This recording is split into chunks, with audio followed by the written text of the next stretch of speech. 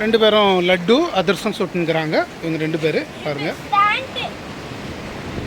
இவர் சுட்டு தூக்கி போட்டுங்கிறாரு.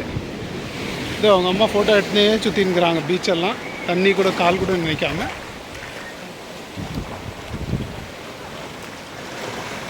இது பியூட்டிஃபுல் பீச் கண்ணூரில் தொட்டடு பீச் அப்படின்னு பாருங்க.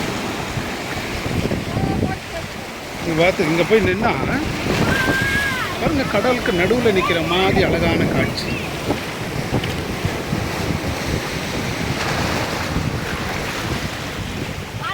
Very nice scenery.